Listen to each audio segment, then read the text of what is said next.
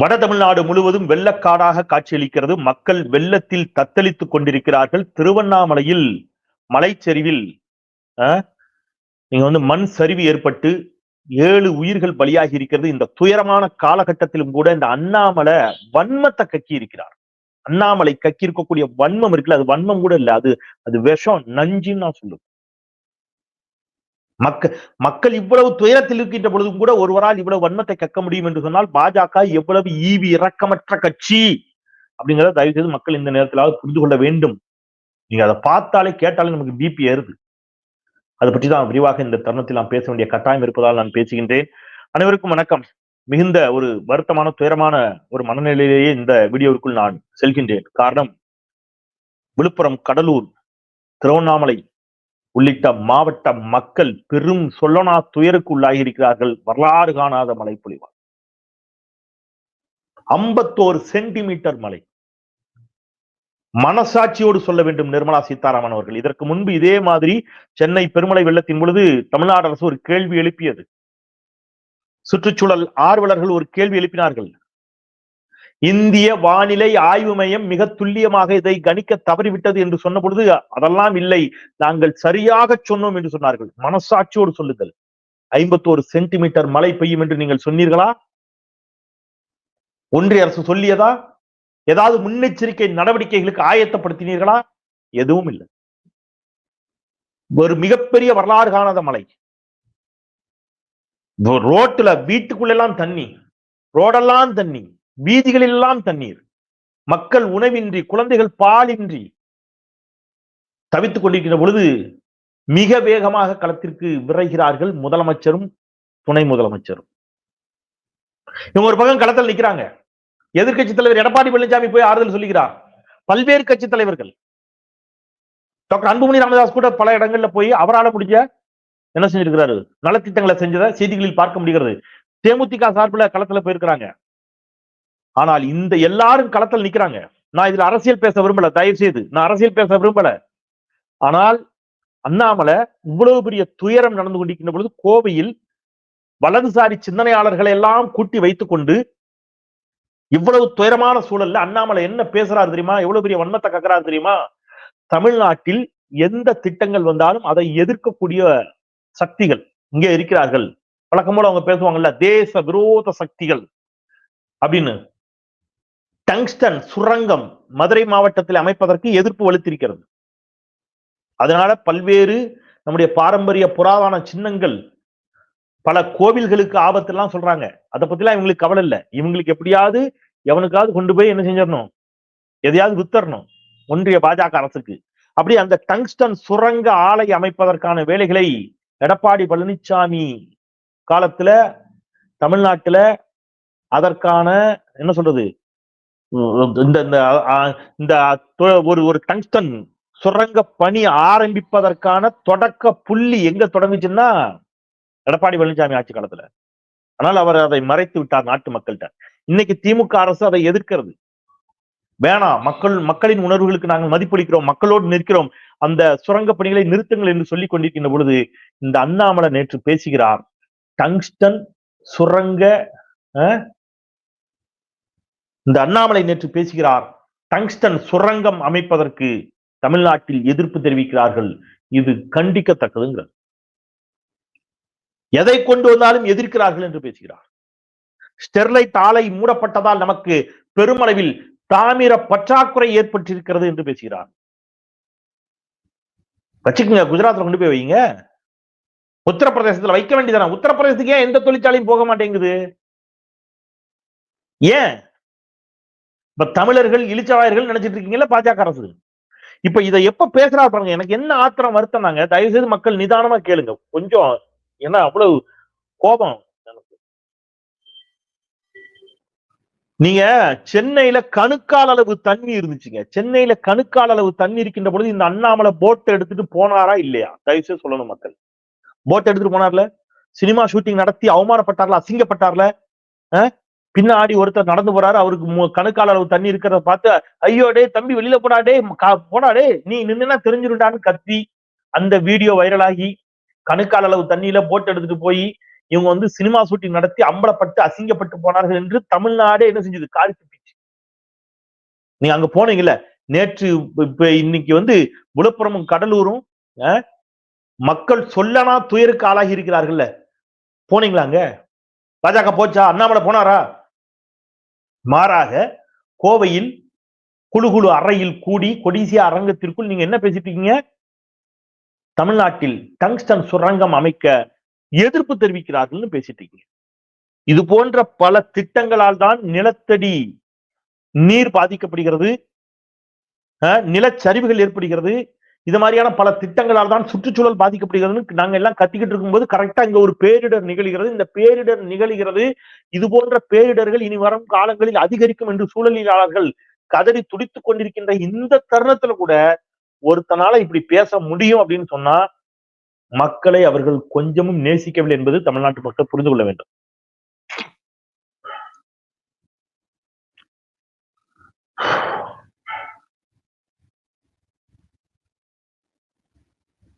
இதுல 2-3 செய்திகள் இருக்குது. தயவு செய்து கவனத்தில் எடுத்துக்கணும். துணை முதலமைச்சரும் முதலமைச்சரும் விரைந்தோடுகிறார்கள், களத்திலேயே நிற்கிறார்கள். மக்கள் ஆங்காங்கே கோபப்படுகிறார்கள், அனைத்தையும் பொறுமையாக கேட்கிறார்கள், மக்களினுடைய உணர்வுகளுக்கு மதிப்பளிக்கிறார்கள். மக்கள் இந்த தருணத்தில் கோபம் கொள்ளத்தான் செய்வார்கள் என்ற புரிதலோடு நகர்கிறார்கள். ஜெயலலிதா அம்மா மாதிரி வீட்டுக்குள்ளே இருக்கல, பரவாயில்ல, மக்கள் கோபப்பட்டாலும் பரவாயில்ல, நான் அந்த மக்களோட நிற்பேன் என்று சொல்லி போய் நிக்கிற திராணியும் தெம்பு இந்த முதலமைச்சருக்கும் துணை முதலமைச்சருக்கும் இருக்கிறது. நான் என்ன கேட்கிறேன், இவ்வளவு பெரிய பேரிடர் நிகழ்ந்திருக்கிறதே, ஒன்றிய அரசில் இருந்த அமைச்சர்கள் உடனடியாக இங்கே வந்திருக்கணுமா இல்லையா? இந்த நாட்டினுடைய பிரதம அமைச்சர் இதை பார்வையிட வந்தாரா? வரமாட்டார், இப்பவும் வரமாட்டார். எப்போ வருவார் தெரியுமா?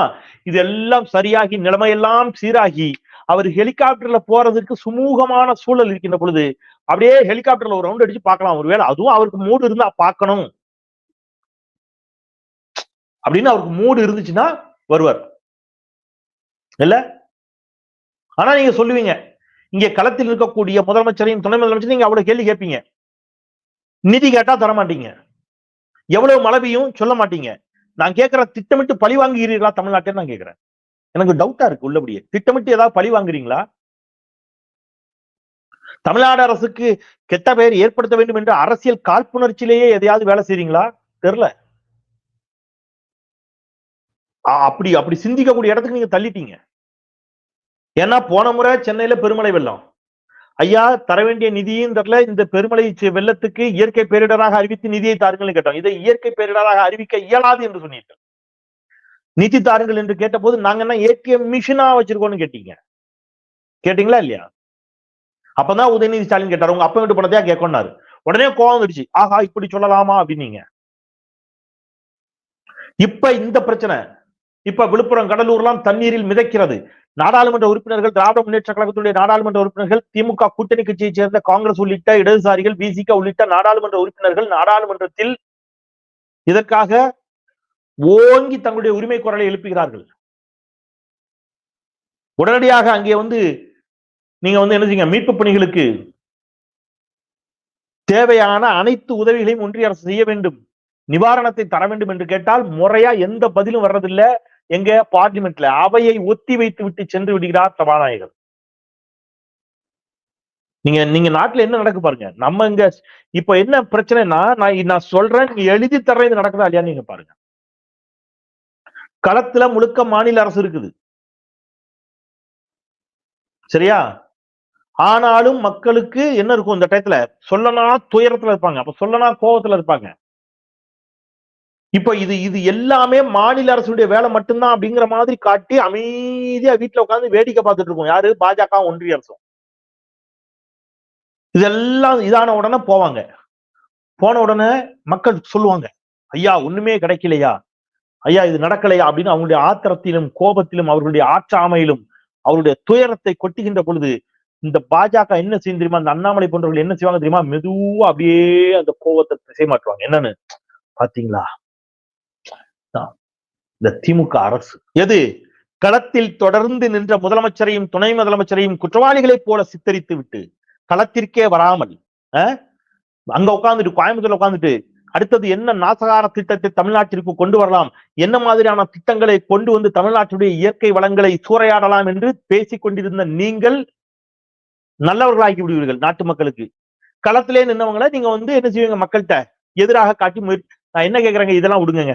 நீங்க இந்த நான் ஸ்ட்ரைட்டா அப்படி வரேங்க. நேற்று திருவண்ணாமலையில எவ்வளவு பெரிய துயரம் இல்லையா? நீங்க வந்து மலைதீப கோயில்ல என்ன செய்யுது, சுற்றுச்சுவர் இடிந்து விழுகிறது, அங்க இருந்தா அந்த என்ன செய்யுது, மண் சரிவு ஏற்படுகிறது. இந்துக்களுக்குன்னு ஒண்ணு வருவீங்களே, ஐயோ இந்துக்களுக்கு பாதுகாப்பு இல்லை, இந்துக்களுக்கு ஆபத்து, இந்து கோவில்களுக்கு ஆபத்துனாவது ஓடி வருவீங்களே, அப்படியாவது நேற்று யாராவது வந்தீங்களா? ஹிந்துன்னு அரசியல் செய்யக்கூடிய யாரேனும் ஒருவர் ஹிந்துத்துவ அமைப்புகள் களத்தில் நின்றார்களா? இல்ல, வரமாட்டாங்க. அப்ப நான் திருப்பியும் அப்பாவி மக்களை பார்த்து மிகுந்த பணிவோடு இரு கரம் கூப்பி கேட்பது என்ன தெரியுமா? இவர்கள் மதத்தை வைத்து அரசியல் செய்வார்கள், சாதியை வைத்து அரசியல் செய்வார்கள். ஆனால் உங்களுக்கு ஒரு பிரச்சனைனா வந்து நிக்க மாட்டாங்க. பிரச்சனை வரப்போகுதுங்கிறதையும் முதல்ல என்ன செய்ய மாட்டாங்க, தங்களுடைய தொழில்நுட்ப வசதியின் மூலம் சொல்லவும் மாட்டார்கள். 51 சென்டிமீட்டர் மழை பெய்யும், இவ்வளவு பெரிய பேரிடர் வரும் அப்படிங்கிற முதலிலேயே இதைத்தான் கேரள முதலமைச்சரும் சொன்னார். நல்லா புரிஞ்சுங்க, கேரள முதலமைச்சரும் சொன்னார், இவ்வளவு பெரிய இயற்கை பேரிடர் வரும் என்று எச்சரிக்கவில்லை ஒன்றிய அரசு அப்படின்னாரு. நீங்க இப்ப ஒரு கேள்வி வருமா பாக்குற மக்களுக்கு, அது ஏன் ஒன்றிய அரசு தான் எச்சரிக்கணுமா, உங்களுக்கு தெரியாதான்னா அந்த அதிகாரம் நம்மிடம் இல்லை. மாநில அரசு சேட்டலைட் அனுப்பி என்ன செய்ய முடியாது. அப்படி அந்த அதிகாரத்தை தமிழ்நாட்டுக்கு கொடுத்தா தமிழ்நாடு உலகத்திற்கே வழிகாட்டும். நான் எடுத்து சொல்றேன், மயில்சாமி அண்ணாதுரையை தந்த தமிழ்நாடு எத்தனை பேர் இல்லையா? இப்ப சந்திராயன் 1, 2 சூரியனை ஆய்வு செய்வதற்கான தொழில்நுட்பத்தில் எல்லாத்திலையும் அப்துல் கலாம்ல தொடங்கி அத்தனை பேரையும் இந்தியாவுக்கு கொடுத்த தமிழ்நாடு. அதுல எல்லாம் ஒண்ணும் பிரச்சனை இல்லை. ஆனா நம்மகிட்ட அதிகாரம் கிடையாது. அப்ப அதிகாரம் யாருக்கிட்ட இருக்குது? ஒன்றிய அரசு இருக்குது. அவங்க என்ன செய்ய மாட்டேங்கிறாங்க, சொல்ல மாட்டேங்கிறாங்க. இன்னமும் இந்த 1980களில் பொதிகை டிவில அப்போ வந்து நியூஸ் வாசிப்பாங்க, தமிழ்நாட்டில் ஒரு சில இடங்களில் மழையோ அல்லது மிதமான மழையோ அல்லது கனமான மழையோ பெய்யக்கூடும். அதுவும் பெய்யும் கூட சொல்லுவாங்க, பெய்யக்கூடும். ஒரு சில இடங்களில் வானம் மேகமூட்டத்துடன் காணப்படும்.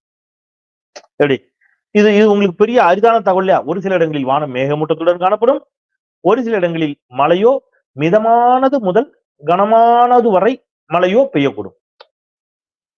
ஒரு சில இடங்கள்லாம் எந்த இடம்லாம் பெஞ்சதோ அந்த இடத்துல நாங்க சொன்னோம் அப்புறம் சொல்லிக்கலாம். ஒரு காமெடி வரும்ல, இந்த ஆட்காட்டி விரலை தொட்டா என்னது, இந்த கட்ட விரலை தொட்டா என்னது, மழை வருமா வராதான்னு ஒரு படத்துல காமெடி பண்ணுவோம். அந்த லட்சணத்துல நம்ம பண்ணிக்கிட்டு இருக்கோம். நான் சொல்லல, அன்புமணி ராமதாஸ் சொல்றாரு. சென்னையில கூடிய வானிலை ஆய்வு மையத்தை இழுத்து முடுங்கள் என்று அன்புமணி ராமதாஸ் பேசியிருக்கிறார், கூட்டணி கட்சியை சேர்ந்தவர். என்னுடைய கருத்து கூட இல்லை. என்னுடைய கருத்து கூட இல்லைன்னா நான் சொல்றது அன்புமணி ராமதாசும் சொல்லி இருக்கிறார். எஸ், எல்லா இடங்களிலும் தமிழ்நாடு தொடர்ந்து வஞ்சிக்கப்படுகிறது. ஸ்டெர்லைட்டை பத்தி நேற்று அண்ணாமலை பேச வேண்டிய அவசியம் என்ன? ஸ்டெர்லைட் வந்து மூடப்பட்டதுனால தாமிரம் வந்து பற்றாக்குறை அப்படிங்கிறார். ஸ்டெர்லைட்டை இழுத்து மூட வேண்டும் என்று முதலில் போர்க்கொடி தூக்கி முதலில் குரல் கொடுத்தவர் ஐயா பொன் ராதாகிருஷ்ணன். இது போன்ற திட்டங்களுக்கு எதிர்ப்பு தெரிவிப்பவர்கள் எல்லாம் தேச விரோதிகள் அப்படின்னா அண்ணாச்சி பொன்னார என்ன சொல்ல வரீங்க? என்ன சொல்ல வரீங்க அண்ணாமலை? நாங்க எங்களுக்குன்னு சில திட்டங்களை கேட்போம், அதை நீங்க தரவே மாட்டீங்க. நாங்க எங்களுக்கு எதெல்லாம் வேண்டாமோ அதெல்லாம் எங்க தள்ள திணிப்பீங்க, அப்படிதானே? எங்களுக்கு நீட் வேண்டாமோ நீங்க திணிப்பீங்க, எங்களுக்கு ஸ்டெர்லைட் வேண்டாமோ நீங்க திணிப்பீங்க, எங்களுக்கு டங்ஸ்டன் சுரங்கம் வேண்டாமோ நீங்க திணிப்பீங்க, சேது சமுத்திர திட்டம் வேணுமோ நீங்க வேண்டாமீங்க. வளர்ச்சி திட்டம் தானே சேது சமுத்திர திட்டம், வளர்ச்சி திட்டமா இல்லையா? ஏன் சேது சமுத்திர திட்டத்தை எதிர்த்தீர்கள்? அண்ணாமலை பதில் சொல்லணும். சேது சமுத்திர திட்டம் வளர்ச்சிக்கான திட்டமா இல்லையா? அப்ப அதை நீங்க எதிர்ப்பீங்க இல்ல? தமிழ்நாடு வேற ஏதாவது கேட்கும், அதை நீங்க கொடுக்க மாட்டீங்க. நிதி கொடுங்க மாட்டோம். கொரோனால நாங்களே தடுப்பூசி தயாரித்துக் கொள்கிறோம் மாட்டோம். எங்களுக்கு நீட் வேண்டாம் இல்ல வேணும். சிஏஏ சட்டத்தை நாங்க அமல்படுத்த மாட்டோம் இல்ல உங்க தலையில திணிப்போம். என்னது இது? அண்ணாமலை பேசிய பேச்ச நான் வந்து இதுல கொடுக்குறேன், டிஸ்கிரிப்ஷன்ல கொடுக்குறேன், நீங்க பாருங்க. அப்பதான் உங்களுக்கு புரியும் நான் ஏன் இவ்வளவு கோவப்படுறேன் அப்படின்னு. களத்திற்கே செல்லல. இன்னொருத்தர் இருக்கிறாரு, அண்ணாமலையின் நண்பர், நரேந்திர தாமோதரதாசின் நண்பர். ஆமா, இப்படி சொன்னா உங்களுக்கு புரியாது. சங்கிகளின் நண்பர் அப்படின்னு சொன்னா ஒருவேளை உங்களுக்கு புரியலாம். ஆமா, yes, that one and only ஆரிய அடிமை சீமான். நான் ஊன்னு தொண்டை வலிக்க கத்துவாரு. போனீங்களா களத்துல? விழுப்புரம் கடலூருக்கு எங்கேயா போனீங்களா? இதை போய் கேளுங்க. அண்ணன் முதலமைச்சர் ஆனா ஒரே நாள்ல இது எல்லாத்தையும் சரி பண்ணிடுவேன். எப்படி? மண்ணு கொட்டும் போது நில் அப்படி இந்த திருவிளையாடல சொல்லாரு சிவாஜி தாட்சாயணி நில் அப்படிம்பாரு. பார்வதி தேவி நின்றுவாங்க. இல்ல எங்க அப்பா போய் பார்த்துட்டு வா சாமி போ அப்படிம்பாரு. அப்புறம் போயிட்டு வரேன்னு சொல்லுங்க, போய் வா என்று சொல்லுங்கள், இல்லை போ போயிட்டு வராது அப்படின்னு கட்டி விட்டுருவாரு. ஏன்னா இவர் பேச்சை மீறி போறாங்களாம் பார்வதி தேவி. அந்த மாதிரி நில் அப்படின்னு உடனே போய் நிப்பாட்டிட்டு வரா சீமான். எல்லாம் நான் வந்தோட சரி பண்ணிடுவேன். நீங்க வந்ததுக்கு அப்புறம் சரி பண்றது இருக்கட்டும். இப்ப ஏன் களத்துல நிக்கல மக்களோடு? பதில் இருக்காது. அப்ப இந்த இந்த பிரச்சனை இன்னைக்கு கேரளால நடக்குது, தமிழ்நாட்டில், வட இந்தியா முழுக்க இதுதான் சிக்கல். உலக நாடுகள் முழுவதும் இந்த சிக்கலில் என்ன செய்துட்டு இருக்காங்க.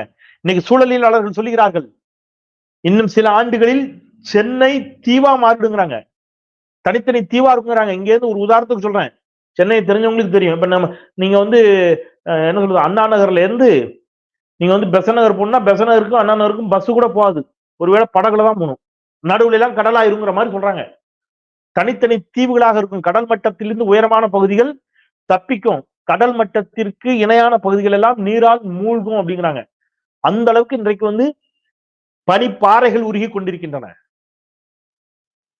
உலகம் முழுவதும் இந்த பிரச்சனையை சந்தித்துக் கொண்டிருக்கிறது. சர்வதேச சிக்கல். இதை பற்றி பேசுவதற்கு யாரும் இங்க தயாரா இல்லை. மேலும் மேலும் ஆபத்தான திட்டங்களை நம் தலையில் வைப்பதை பற்றி இந்த இக்கட்டான தருணத்திலும் ஒருவர் பேசிக் கொண்டிருக்கிறார் என்று சொன்னால் பாஜக எவ்வளவு ஆபத்தான கட்சி, இந்த நாட்டிற்கும் இந்த மக்களுக்கும் விரோதமான கட்சி என்பதை புரிந்து கொள்ளுங்கள் என்பதற்காக இதை பேசுகிறேன். தமிழ்நாடு அரசுக்கு இதுல என்ன பொறுப்பு இருக்குது அப்படின்னு கேட்டீங்கன்னா, எஸ், நான் அதை தொடர்ந்து வலியுறுத்தி வருகிறேன். இந்த அரசு அதை செய்ய வேண்டும். என்ன அப்படின்னா, மேலும் மேலும் மேலும் சென்னையை விரிவாக்கம் செய்வதை தவிர்க்க வேண்டும். சென்னையை நம்ம வந்து இன்னும் எவ்வளவு நம்ம வந்து சென்னை தாங்கணும் தெரியல. தொழிற்சாலைகள் எல்லாம் கொண்டு போகணும். ராமநாதபுரம், திருநெல்வேலி, மதுரைக்கு அந்த பக்கம் கொண்டு விடுங்க. அவ்வளவும் காஞ்ச காடு. எவ்வளவு இடங்கள் நமக்கு வந்து ஃப்ரீயா இருக்கு, அங்க கொண்டு போகணும். திட்டங்கள், பெருமளவிலான திட்டங்கள், சாப்ட்வேர் கம்பெனிஸ் எல்லாம் இனிமேல் என்ன கேட்டா எல்லாத்தையுமே வெளில கொண்டு போயிடலாம். எல்லா இடத்துலயும் இணைய எங்க இருக்குதோ அங்கிருந்து வேலை செய்ய போறாங்க. சோ சென்னையினுடைய அந்த வீக்கத்தை கட்டுப்படுத்தி பல்வேறு மாவட்டங்களுக்கும் அதை கொண்டு போய், அதை திமுக தான் செஞ்சது. சிப்காட், சிட்கோ தொழிற்பேட்டைகளின் மூலம் பரவலாக்கியது, தமிழ்நாடு முழுவதும் வளர்ச்சியை பரவலாக்கியது திமுக தான்.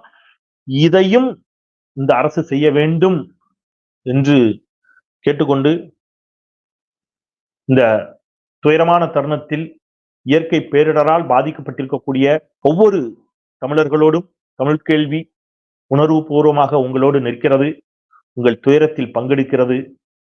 விரைவில் மீண்டு வருவோம் இந்த பேரிடரில் இருந்து என்று சொல்லி, களத்தில் நின்ற கட்சிகளுக்கு கட்சி பாகுபாடு பற்றி களத்தில் நின்ற ஒவ்வொருவருக்கும், களத்தில் நின்று கொண்டிருக்கக்கூடிய ஒவ்வொருவருக்கும் என்னுடைய வாழ்த்துக்கள், நெஞ்சம் நிறைந்த நன்றிகளை சொல்லி, தமிழ் கேள்வியை தொடர்ந்து பாருங்கள், ஆதரவை தாருங்கள், சப்ஸ்கிரைப் செய்து பாருங்கள் என்று அன்போடு கேட்டு விடைபெறுகிறேன். குரலற்றவர்களின் குரலாய் நான் செந்தில். நன்றி.